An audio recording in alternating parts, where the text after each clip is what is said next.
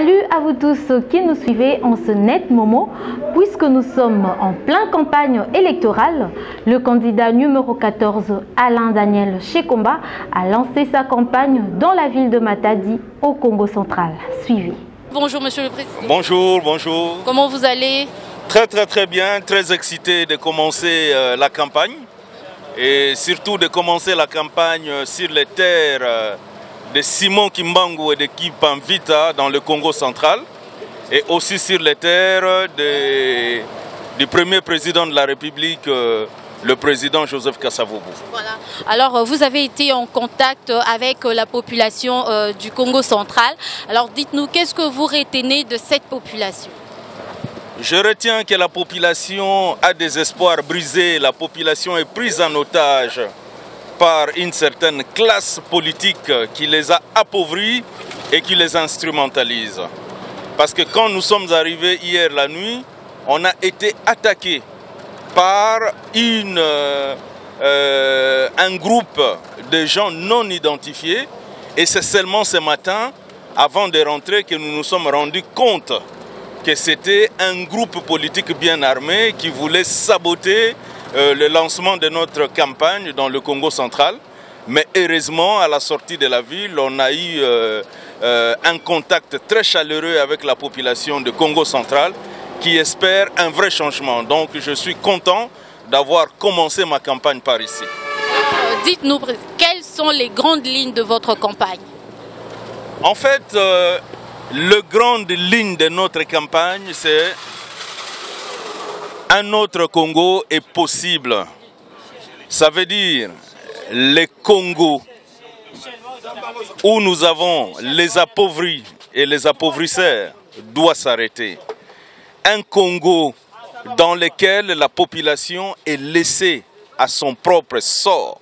Ça veut dire qu'un Congo dans lequel l'autorité de l'État n'existe pas, comme vous avez à le constater hier soir parce que vous étiez avec moi dans le bus, on a été attaqué pendant 45 minutes sans aucune présence policière.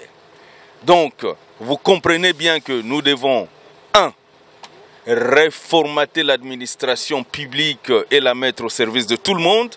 Ça veut dire que nous voulons éradiquer le syndrome léopoldien. C'est quoi le syndrome léopoldien? Le syndrome léopoldien, c'est quand tout chef prend le pouvoir et utilise les structures et l'appareil de l'État pour ses propres besoins, à lui et ses courtisans. Voilà, nous devons arrêter cela. Nous devons rationaliser les débats politiques et rationaliser la gestion de la chose publique. C'est ça, notre campagne, la ligne de notre campagne. Voilà, j'espère que nos téléspectateurs comprennent la ligne de votre campagne. Alors, dites-nous, quelle différence y a-t-il entre votre campagne et celle d'autres candidats présidents? Vous savez, notre campagne s'inscrit dans la logique du volontarisme. Nous ne mobilisons pas à l'avance. Nous arrivons et nous parlons directement avec la population.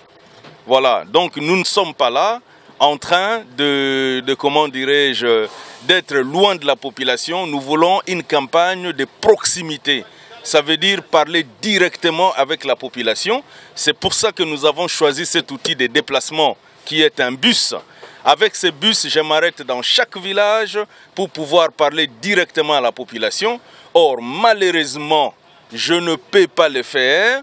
Je ne peux pas aller avec ces bus jusqu'à Butembo, jusqu'à Beni, jusqu'à Kindu, jusqu'à Lodja, jusqu'à Isiro, jusqu'à Bondo. Tout simplement parce que les différents pouvoirs qui se sont succédés dans ces pays ont détruit les pays. Ils n'ont pas construit les infrastructures. Alors que la vraie campagne, c'est celle que nous sommes en train de faire, c'est-à-dire une campagne volontariste. La campagne où nous allons rencontrer directement les populations congolaises dans leurs milliers de vies. Pas des gens qu'on fait venir dans des stades à coups d'argent, pas des gens qu'on fait venir dans des lieux bien organisés à coups d'argent, mais les gens que nous allons trouver chez eux, ils vont nous dire ce qu'ils ont mangé, ils vont nous dire s'ils travaillent ou s'ils ne travaillent pas, et nous allons voir quelles sont leurs conditions sanitaires, quelles sont leurs conditions de logement. Donc c'est cette campagne volontariste que je suis en train de faire au travers de la République démocratique du Congo, en commençant par le Congo central. Mais nous observons que d'autres candidats louent des jets privés. Vous avez parlé de Beni, vous avez parlé de Butembo, par-ci par-là, mais il y a d'autres candidats qui louent des jets privés. Et peut-être que c'est à eux-mêmes. Et pourquoi vous ne pouvez pas aussi les faire pour atteindre cette population? Je pense que ces candidats ne réfléchissent pas comme moi. Dans un pays à 87,7% de pauvres, comment voulez-vous avoir un jet privé pour faire la campagne si vous ne vous moquez pas de la population? Pourquoi ces politiciens qui ont toujours été en politique depuis très longtemps n'ont pas eu à faire de route ou à développer l'infrastructure qui peut nous permettre à nous autres de pouvoir aller d'un coin vers un autre coin du territoire en véhicule? Je pense que les États-Unis d'Amérique, c'est un pays beaucoup plus grand que la République démocratique du Congo, mais la campagne s'est faite en bus, comme on est en train de faire. Parce que les infrastructures sont prises en charge par des politiciens et des gouvernements responsables, ce qui n'est pas le cas chez nous.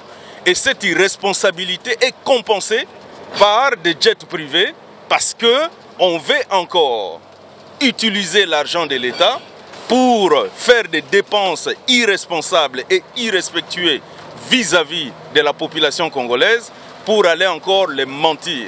Mais, comme nous disons, c'est la campagne de proximité qui est la plus intéressante et cette campagne de proximité, nous allons le faire dans les régions que nous pouvons atteindre en véhicule ou en vélo, mais nous irons rencontrer toute la population congolaise une fois élue pour faire la même démarche. Voilà. Revenons à l'incidence d'hier soir. Alors, vous comptez vous arrêter là ou vous voulez aller plus loin? Mais ça ne peut pas me décourager. Qu'est-ce qu'on ne ferait pas par amour? J'aime mon pays, j'aime mon peuple. Ça ne sera pas la première fois que je serai tabassé, que je serai arrêté, que je serai humilié ou que je serai menacé parce que je suis en train de mener un combat. Un combat pour l'amélioration des conditions de vie des Congolais ordinaires. J'ai déjà été arrêté, j'ai déjà été humilié, j'ai déjà été exilé à cause de mon engagement. Cela n'a jamais arrêté ma détermination à aller de l'avant. Et ce qui s'est passé hier à Matadi, c'est juste pour nous contraindre à ne pas continuer la campagne. Mais quoi qu'il arrive, nous allons continuer la campagne parce que la population congolaise a besoin du vrai changement. Et votre combat que vous menez, M. Alain Daniel Shekomba, s'il arrivait qu'à la fin vous ne soyez pas élu, quelle serait votre réaction? Je pense que c'est une maigre probabilité que je ne sois pas élu parce que je suis en train de voir, selon les sondages, j'arrive en 4e position après justement les 3 candidats de tête que j'appelle les triumvirats fatal.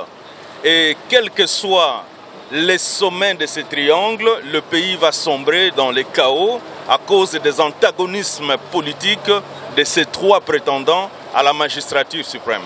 Donc, Alain Shekomba doit être le choix de la raison, c'est le choix de la stabilité, c'est la personne qui ne fait pas partie de ces conflits politiques et c'est la personne qui va garantir et qui va rassembler au-delà des clivages politiques. Donc, si le Congo veut la paix, si le Congo ne veut pas faire un saut vers l'inconnu, c'est mieux de voter pour moi. Parce que je représente l'alternative au triumvirat fatal. Et monsieur le candidat, Alain Daniel Shekomba, au fait, c'est quelque chose qui fait un peu débat sur les réseaux sociaux et dans tous les médias, cette affaire des drones. La surveillance de la CENI, essayez un peu d'éclaircir la population congolaise qui vous suit en ce moment. Écoutez, je l'ai dit dès le départ que moi je suis venu en politique en République démocratique du Congo pour rationaliser les débats et par conséquent rationaliser la gestion de la chose publique. Nous sommes arrivés en République démocratique du Congo et nous avons trouvé qu'il y avait un problème de l'utilisation de la machine à voter. Et nous avons prouvé techniquement que l'utilisation des QR codes et des scanners de QR codes dans la machine à voter faisait à ce que la machine puisse comptabiliser les votes électroniquement. Et la CENI nous avait confirmé cela, parce que la CENI nous avait dit que les procès-verbaux seront imprimés par la machine à voter. Malgré toutes nos demandes et les alertes que nous avons faites à l'endroit de la CENI, nous n'avons pas reçu de réponse. Alors, comme la CENI nous impose à aller aux élections, nous avons décidé de contourner la tricherie. Et pour contourner la tricherie, nous avons mis en place une application que nous appelons TindaPV, qui se trouve sur le website www.tindapv.com. En quoi consiste cette application?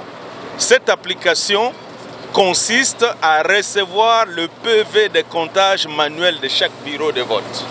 Et comme nous savons que la République démocratique du Congo n'a pas une couverture réseau mobile totale, il y a certains bureaux de sites qui sont hors de couverture réseau mobile.